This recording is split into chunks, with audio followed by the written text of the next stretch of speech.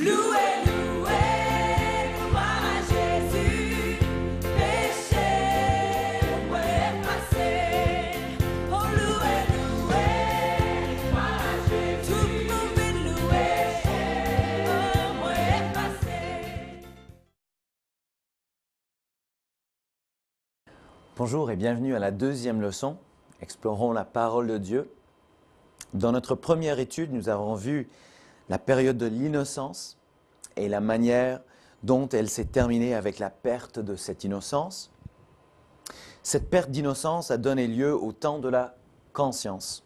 Et c'est la deuxième période de l'Ancien Testament que nous allons étudier dans cette leçon. Étant donné que dorénavant, l'homme allait être conscient du bien et du mal. Pour Adam et Ève, l'existence à l'extérieur du jardin était bien différente de la vie qu'ils avaient menée dans le jardin. Genèse 3 nous décrit cela.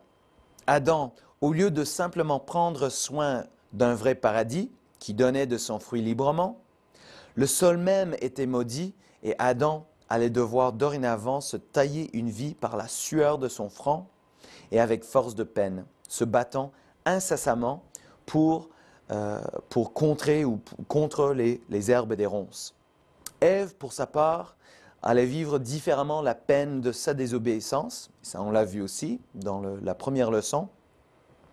Elle allait connaître une augmentation de peine et de souffrance dans ses grossesses et ses accouchements.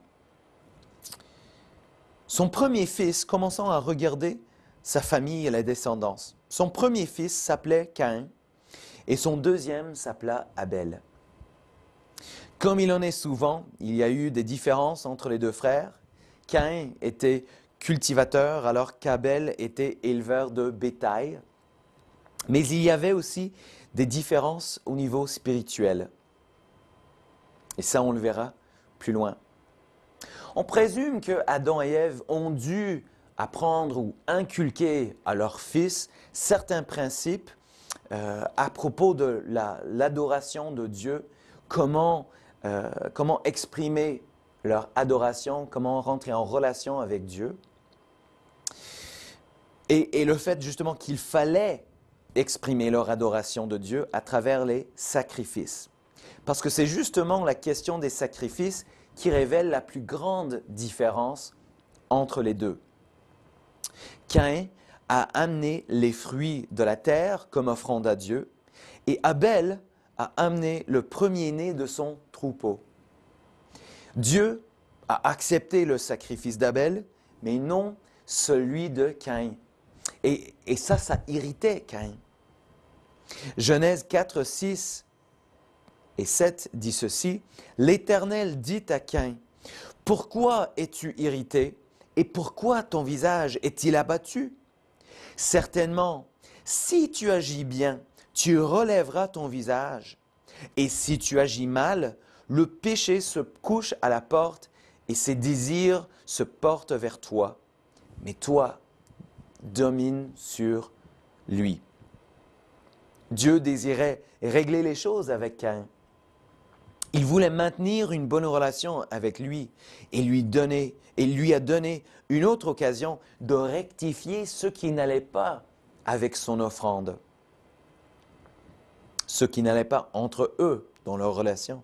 Il instruit d'abord et lui donne l'occasion de prendre une décision informée. Nous avons déjà parlé de cette faculté de choix. Dieu ne nous demande pas de prendre des décisions dans le vide. Et c'est pour ça que vous êtes en train d'étudier justement sa parole. Parce que vous voulez prendre une décision informée. C'est un principe qui est bien établi dans la parole de Dieu et c'est ce que Dieu fait avec Caïn. Il informe d'abord. Caïn, ton sacrifice n'est pas tout à fait acceptable et voici pourquoi. Mais si tu le refais ainsi, il n'y a pas de problème. La seule chose qui pouvait dorénavant empêcher que Caïn fasse la bonne chose, c'était le péché. Son offrande initiale n'était pas le péché, mais plutôt son éventuel refus de le rectifier, une fois mis au courant. Le problème de Caïn n'était pas Abel, mais c'était lui-même. Combien de fois, nous, on est notre pire problème parfois. Le problème de Caïn n'était pas Abel, mais lui-même. Qu'est-ce qui n'allait pas avec le sacrifice de Caïn? Comparons son sacrifice avec celui de son frère, dont le sacrifice impliquait du sang. Dès le début, le plan de Dieu pour la rédemption de l'homme demandait que du sang soit versé. On l'a déjà vu dans l'habillement de Adam et Ève. Ils avaient essayé de se couvrir en se tissant ensemble des feuilles de figuier, mais Dieu a fourni des peaux d'animaux pour les revêtir, en Genèse 3, 21, et couvrir ainsi leur nudité. Mais pour qu'il y ait des peaux d'animaux pour couvrir leur nudité, il fallait que l'animal meure, il fallait que du sang soit versé. De la même manière, nos péchés à nous ne sont couverts que par le sang de Jésus qui fut versé. Dieu a choisi un sacrifice de sang parce qu'il dit plus loin en Romains 6, 23 que le salaire du péché, c'est la mort. Et il n'y a point de pardon de péché sans que du sang ne soit versé.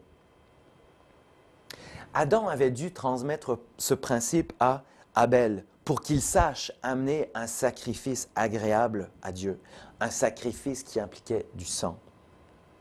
Dès le début, nous voyons que la sincérité ne suffit pas pour plaire à Dieu. Dieu n'honore qu'une foi obéissante. Ce n'est pas seulement faire ce qu'on croit être assez ou faire de notre mieux. C'est bien, mais ce n'est pas assez. Nous nous approchons de Dieu d'après sa façon, d'après son plan. Hébreux 11, verset 4, dans le Nouveau Testament, fait le lien entre la geste et la foi. C'est par la foi qu'Abel offrit à Dieu un sacrifice plus excellent que celui de Caïn. C'est par elle qu'il fut déclaré juste, Dieu approuvant ses offrandes. La foi était importante, la foi était nécessaire. Mais Dieu a approuvé non sa foi, mais le résultat de sa foi, l'offrande qu'il avait donnée. Dieu cherche une foi obéissante. Encore une fois, la foi l'a amené à offrir le sacrifice. La foi seule ne suffit pas. Il fallait qu'elle s'accompagne d'une manifestation concrète. Il en est pareil aujourd'hui. La foi se voit à travers les œuvres. Tristement, Caïn n'a pas accepté l'offre de Dieu d'essayer de nouveau. À la place, il a choisi de tuer son frère Abel. Sa punition?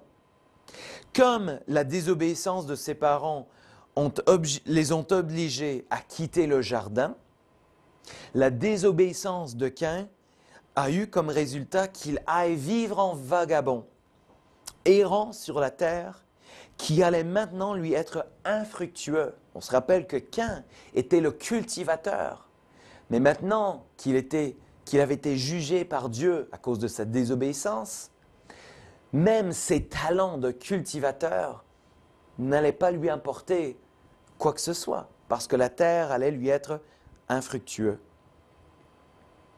Commençons à regarder un petit peu plus loin.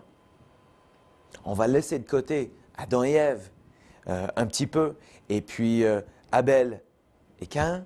On va voir un petit peu, on va élargir notre champ de vision dans d'autres hommes de Dieu. On va commencer cependant en ne pas nous éloignant avec Seth. Adam et Ève ont eu d'autres enfants, mais lors de la naissance d'un fils nommé Seth, Ève a dit « Dieu m'a donné un autre fils à la place d'Abel que Caïn a tué. » Cela en Genèse 4, 25. Seth allait remplacer le premier fils qui savait comment s'approcher de Dieu avec une foi obéissante. Un culte acceptable allait renaître à travers Seth. La Bible dit que c'était à cette époque, à l'époque où Seth grandissait, à l'époque où une foi obéissante a commencé à se propager. C'est à cette époque qu'on commença à invoquer le nom de l'Éternel. Un peu plus tard, on voit dans le personnage de Hénoch. La Bible dit d'Hénoch que Hénoch a marché avec Dieu, puis il ne fut plus parce que Dieu le prit. Genèse 5, 24. Le livre d'Hébreux dans le Nouveau Testament offre d'autres précisions sur ce curieux événement. Qu'est-ce que ça veut dire que Hénoch ne fut plus? Hébreux 11, 5 dit ceci. C'est par la foi qu'Hénoch fut enlevé pour qu'il ne vît point la mort et qu'il ne parut plus parce que Dieu l'avait enlevé. Car avant son enlèvement, il avait reçu le témoignage qu'il était agréable à Dieu. Est-ce que nous avons envie d'être agréables à Dieu? Est-ce qu'on veut que Dieu nous trouve agréables? Encore une fois, dès le début, Dieu a établi un principe. Il honore des gens qui ont non seulement la foi, mais qui lui plaisent par leur obéissance. Un peu plus loin, on va commencer à voir le personnage de Noé.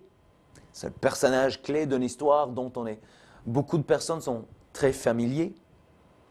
Au temps de Noé, qui était le petit-fils d'Hénoch, tout le monde ne cherchait pas à plaire à Dieu. Au contraire, la méchanceté de l'homme était grande. Toutes leurs pensées, toute leur imagination reflétait cette méchanceté qui abondait, au point où Dieu était affligé dans son cœur.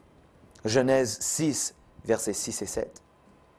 Il regrettait d'avoir créé l'homme. Et il a déterminé d'exterminer cette race et ainsi que la plupart de ce qu'il avait créé, les animaux, les oiseaux, etc. Mais, j'aime bien ça, mais Noé surpassait sa génération et bénéficiait de la grâce de Dieu à cause de sa foi et son obéissance. Hébreux 11, 7, encore dans le Nouveau Testament, dit ceci. C'est par la foi que Noé, divinement averti des choses qu'on ne voyait pas encore, et saisi d'une crainte respectueuse, construisit une arche pour sauver sa famille. C'est par elle qu'il condamna le monde et devint héritier de la justice qui s'obtient par la foi. On dit que c'est par la foi que. Mais qu'est-ce qu'il a fait par la foi? Il a construit une arche. Encore une fois, la foi et les œuvres. La foi et les œuvres. Il faut que ces deux choses soient en équilibre. Qu'est-ce qu'ils avaient en commun, ces trois hommes?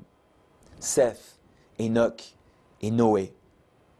Ils mélangeaient la foi d'un côté et l'obéissance de l'autre côté. Hébreux 11, 6 dit ceci, « Sans la foi, il est impossible de lui être agréable, car il faut que celui qui s'approche de Dieu croit que Dieu existe et qu'il est le rémunérateur de ceux qui le cherchent. Mais la foi se concrétise lorsqu'elle est mise en action dans l'obéissance à la parole de Dieu, à la méthode de Dieu. Dieu avait prévu dans cette génération méchante, cette génération dont les pensées, l'intelligence étaient mauvaises, étaient méchantes, Dieu avait pourvu une voie de sortie, une issue de sortie pour Noé et sa famille.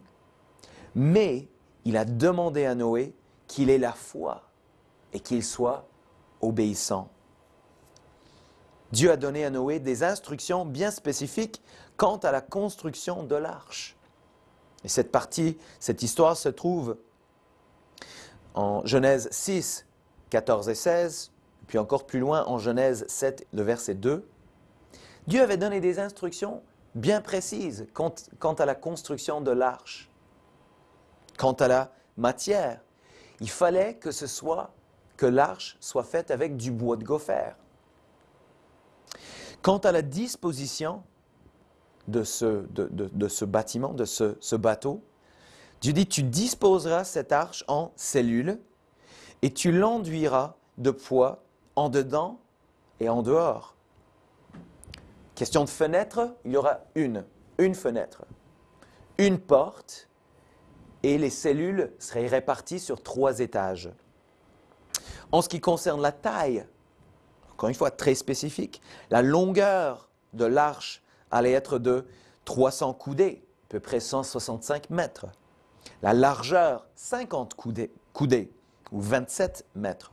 Et la hauteur de 30 coudées, ou 16 mètres. Que serait-il arrivé à Noé si, comme Caïn, il avait décidé de faire les choses à sa propre façon? S'il avait décidé que rajouter une fenêtre par-ci, ou Dieu, il faut quand même avoir une deuxième porte au cas où quelque chose bloque le premier, il faut avoir une deuxième porte. Si Noé avait décidé de faire ceci ou de faire cela, de s'écarter des directions bien spécifiques que Dieu lui avait données, de changer de bois, peut-être d'autres bois seraient plus abondants, plus faciles à travailler. Il aurait pu changer certains détails. Mais Noé savait que s'il changeait de détail, il allait quitter le plan de Dieu pour sa vie. Il allait quitter le plan que Dieu avait dessiné, que Dieu avait établi. S'il avait fait ça, il y aurait une forte possibilité que lui, ainsi que toute sa famille, auraient péri dans le déluge avec toutes les autres personnes de sa génération. Jusqu'à date, d'après ce qu'on a vu, Dieu n'a jamais épargné ceux qui étaient désobéissants à sa parole, à son plan. À cause de leur désobéissance, Adam et Ève ont dû quitter le jardin. Caïn était condamné à une vie de vagabond à cause de son péché. Et à cause de la nature pécheresse de la race humaine, le monde entier, à l'exception de Noé et de sa famille, a été détruit. Comme Dieu l'a dit, « Mon esprit ne restera pas à toujours dans l'homme. » Genèse 6, 3. À un moment donné, Dieu a perdu patience à cause du péché, à cause de la désobéissance. Pourquoi est-ce que Noé s'est échappé? Noé s'est échappé avec sa famille parce qu'en tant que chef spirituel de sa famille, il a conduit sa famille dans l'adoration de Dieu. 2 Pierre, dans le Nouveau Testament, nous donne un autre titre ou nous décrit Noé d'une autre manière. 2 Pierre 2,5 dit de Noé que c'était un prédicateur de la justice aussi. Dieu voulait, à travers lui, donner au monde l'occasion de se repentir. L'arche n'était peut-être pas forcément que pour Noé et sa famille. Mais il n'y a personne d'autre qui voulait se soumettre au plan de Dieu. Il n'y a personne d'autre qui était prêt à accepter le plan de Dieu. Tellement la miséricorde de Dieu était grande, il aurait voulu donner au monde l'occasion de se repentir, comme il avait fait avec Caïn. Il a dit, voici ce que vous avez fait, était mal, mais je vous donne l'occasion de refaire. Il aurait voulu faire ça avec la génération de Noé, mais ils n'ont voulu rien savoir. Et, en fin de compte, ce n'est que Noé et sa famille qui s'en sont sortis. Une semaine avant que les pluies ne commencent, Donc Noé avait terminé la construction de l'arche et une semaine avant que les pluies ne commencent, Dieu a conduit Noé et sa famille à l'intérieur de l'arche. Il a conduit également tous les animaux à rentrer dans l'arche avant de lui-même fermer la porte. Genèse 7, 15 et 16. À cette époque-là, Noé était âgé de 600 ans. C'était un jeune âgé de 600 ans en Genèse 6 et verset 11. Il a plu pendant 40 jours et cette pluie faisait augmenter tranquillement le niveau d'eau. Ensuite, après ces 40 jours et pendant 110 jours, les montagnes demeurèrent couvertes d'eau.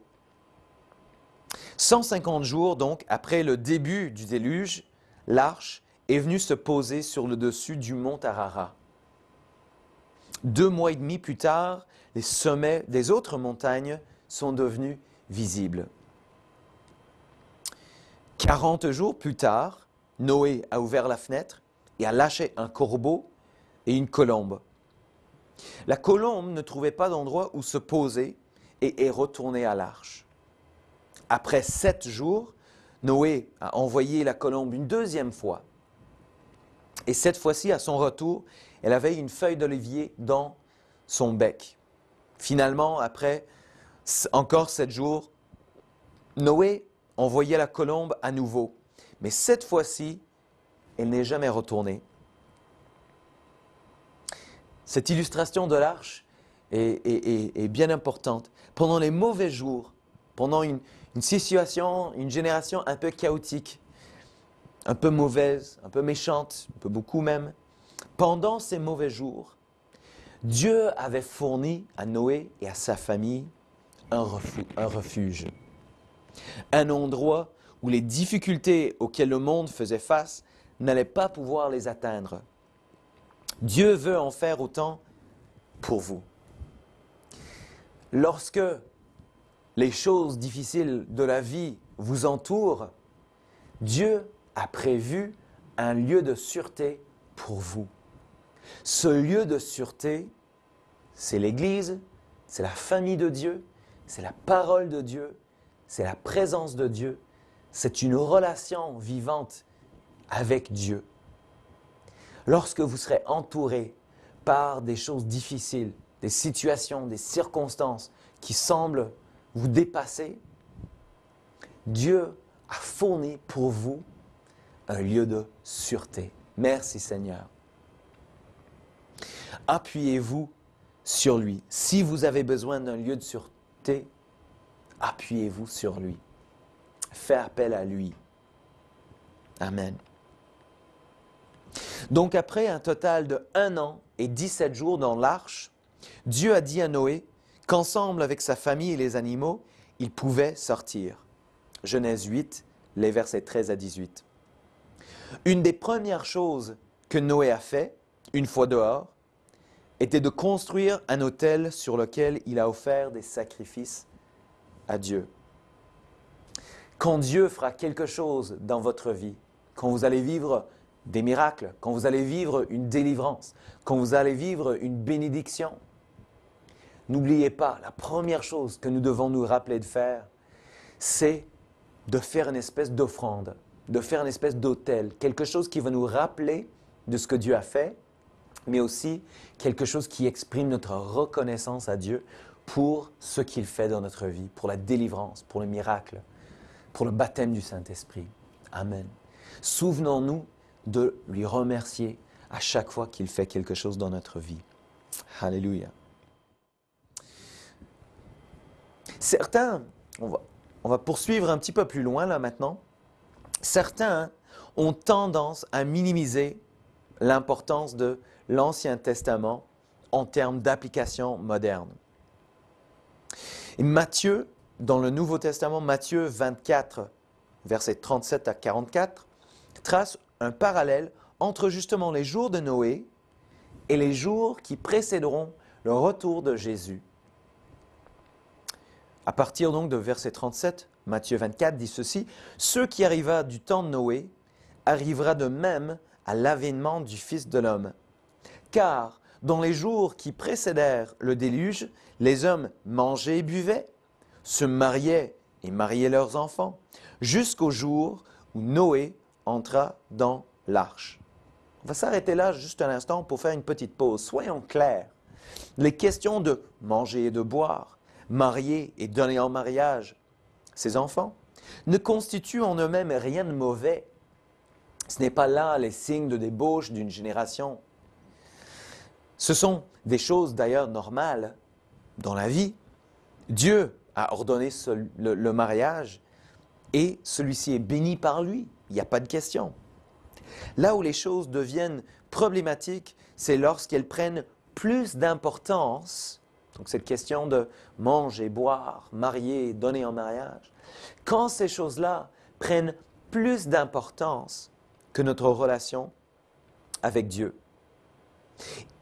Par exemple, il y a peu d'indications qu'avant le déluge, les gens parlaient à Dieu. Parler à Dieu, c'est prier, comme avait fait Adam. Adam parlait avec Dieu. Il était en relation communicative avec Dieu. Il y a peu d'indications que ça se faisait dans les jours précédant le déluge. Il y a peu d'indications que les gens sacrifiaient à Dieu, comme l'avait fait leur ancêtre Abel, exprimer leur reconnaissance, leur adoration. Il y a peu d'indications que les gens marchaient avec Dieu, comme avait fait Enoch.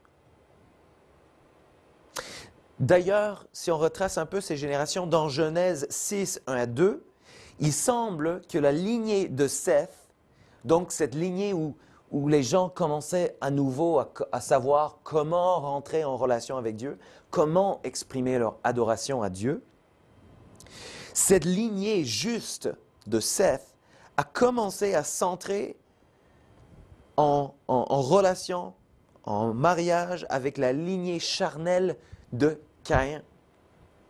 Et d'après 2 Pierre 3, les versets 3 à 7, leur comportement s'est dégénéré au point qu'ils étaient devenus des moqueurs et des douteurs. Ils avaient quitté le plan et l'obéissance de Dieu. Poursuivons ce passage que nous avons commencé, donc Matthieu 27, 37 à 44, qui trace le parallèle entre la génération de Noé et la génération qui allait précéder le retour de Jésus. À partir maintenant du verset 39. Ils ne se doutèrent de rien jusqu'à ce que le déluge vint et les emporta tous. Il en sera de même à l'avènement du Fils de l'homme. Alors, de 2 hommes qui seront dans un champ, l'un sera pris et l'autre laissé. De 2 femmes qui se moudront à la meule, l'une sera prise et l'autre laissée. Verset 42. Veillez donc, puisque vous ne savez pas quel jour le Seigneur viendra. Sachez-le bien, si le maître de la maison savait à quelle veille de la nuit le voleur doit venir, il veillerait et ne laisserait pas percer sa maison. C'est pourquoi vous aussi, tenez-vous prêts, car le Fils de l'homme viendra à l'heure où vous n'y penserez pas. Soyons toujours prêts. Il y a un autre parallèle mais cette fois-ci avec les jours de Lot en Luc 17, 26 à 30. Ici, il en est question de l'achat, la vente, la semence ou la construction. Encore une fois, il n'y a rien de mal dans ces choses. Ce sont les choses nécessaires dans la vie. Nous avons besoin de produire, nous avons besoin d'acheter, de vendre, de semer, de bâtir. Ça fait partie de notre vie, le fait de gagner notre pain. Et encore une fois, c'est une question d'équilibre. Est-ce que ces choses-là prennent plus d'importance que notre relation avec Dieu? La simple vie de nomade, et on va étudier un peu plus en détail, un peu plus loin, Abraham et Lot. Mais c'était un peuple un peu nomadique, c'était de nomades. Et la simple vie de nomade qu'avaient connue Abraham et Lot avant était devenue sophistiquée, matérialiste, corrompue. Ils étaient devenus satisfaits par les belles choses de la vie. Et toutes ces belles choses ont rempli le vide qui était dans leur cœur. Ils ont pris la place. Et Dieu n'avait plus de place dans leur vie. Et c'est ça le problème. Encore une fois, c'est une question d'équilibre.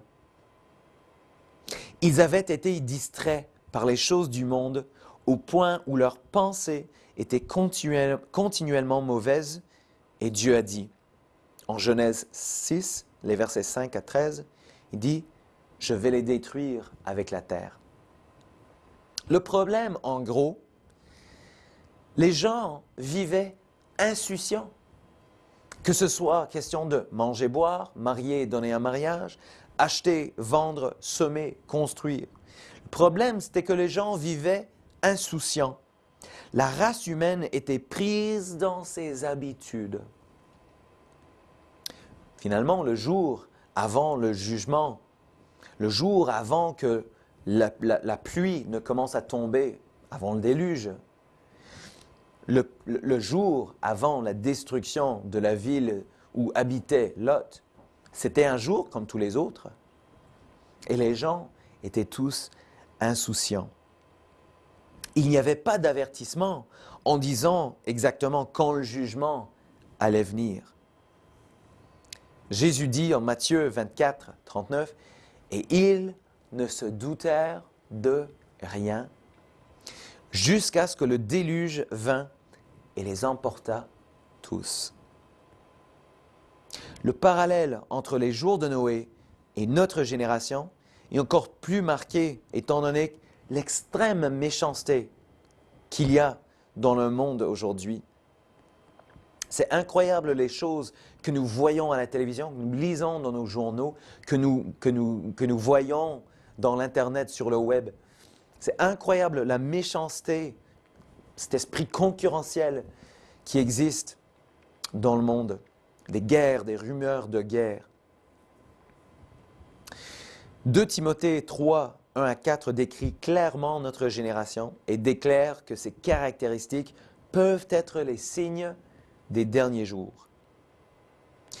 Mais Dieu avait préparé une issue de secours, mais beaucoup ont choisi de ne pas en bénéficier. Ceux-là étaient surpris par le déluge et étaient détruits. De même, le jugement de Dieu va venir, d'après la parole de Dieu, il va venir surprendre la génération, ou les générations de nos jours, ou la génération qui va immédiatement précéder le retour de Jésus. Les gens seront surpris. C'est là le parallèle. Que les gens, et de plus en plus de nos jours, nous vivons insouciants. On ne fait pas attention. Mais Jésus dit, pour ce qui est du jour et de l'heure, personne ne le sait. Ni les anges des cieux, ni le Fils, mais le Père seul. Ce qui arriva au temps de Noé arrivera de même à l'avènement du Fils de l'homme. Matthieu 24, les versets 29 et 39. Noé avait certainement donné de quoi rire face à sa génération. Il travaillait pendant des années sur la construction d'un bateau et parlait d'un déluge à venir. Jusqu'à ce moment-là, il construisait un énorme bateau en plein milieu du désert. Donc il devait donner quand même de quoi rire à sa génération. Et on devait sûrement se moquer de lui. Mais lorsque la pluie est venue, Noé se trouvait dans l'arche. Pourquoi? Parce qu'il avait une foi obéissante. Ces 2 éléments étaient équilibrés dans sa vie. Nous aussi, nous passons du temps à construire quelque chose. Et j'espère que vous aussi, vous passez du temps à construire quelque chose. Non seulement quelque chose de matériel, de physique, mais j'espère que vous êtes en train, et je crois que c'est le cas, puisque vous êtes en train d'étudier cette étude biblique, vous êtes en train d'étudier la Bible ensemble avec nous. Donc je crois que c'est le cas. Mais nous aussi, nous sommes en train de construire quelque chose. Nous construisons l'Église. Nous construisons l'œuvre de Dieu dans notre vie. La foi et l'obéissance, c'est ça. Nous essayons de cultiver l'œuvre de Dieu, le plan de Dieu, le dessein de Dieu dans notre vie. Nous essayons de l'amener à fruition. Nous essayons de le voir se réaliser dans notre vie. Pareil comme Noé, les chrétiens sont souvent mal compris par des gens qui s'en moquent. Mais continuons à servir Dieu. Continuons à coupler notre foi et notre obéissance afin que, lors de son retour, nous soyons dans l'arche aussi. Nous voulons être fidèles, nous voulons poursuivre, nous voulons continuer à coupler notre foi et notre obéissance. Nous voulons continuer à bénéficier de ce lieu de sûreté lorsque les situations de la vie vont nous entourer. Continuons afin que lorsque le jugement viendra, nous allons demeurer dans ce lieu de sûreté. Pour terminer cette deuxième leçon, quelques versets de Marc dans le Nouveau Testament. Marc 8, 34 à 38, Jésus dit « Si quelqu'un veut venir après moi, qu'il renonce à lui-même, qu'il se charge de sa croix et qu'il me suive. Car celui qui voudra sauver la vie, la perdra. Mais celui qui perdra sa vie à cause de moi et de la bonne nouvelle, la sauvera. Que sert-il à un homme de gagner tout le monde s'il perd son âme? Que donnera un homme en échange de son âme? Car quiconque aura honte de moi et de mes paroles au milieu de cette génération adultère et pécheresse, le Fils de l'homme aura aussi honte de lui quand il viendra dans la gloire de son Père avec les saints anges. Noé avait pris sa croix. Noé il n'avait pas honte de ce que Dieu lui avait dit de faire. Il a accompli. Et c'est pour ça que lorsque le jugement est venu, il était dans l'arche. Je vous encourage à continuer à venir après le Seigneur Jésus. Il va falloir parfois renoncer à soi-même, renoncer à ce que la vie ou les gens qui nous entourent, tout le monde a d'autres plans pour notre vie. Parfois, il va falloir renoncer à ces choses-là pour pouvoir privilégier l'œuvre de Dieu dans notre vie. Je vous encourage à continuer à le faire.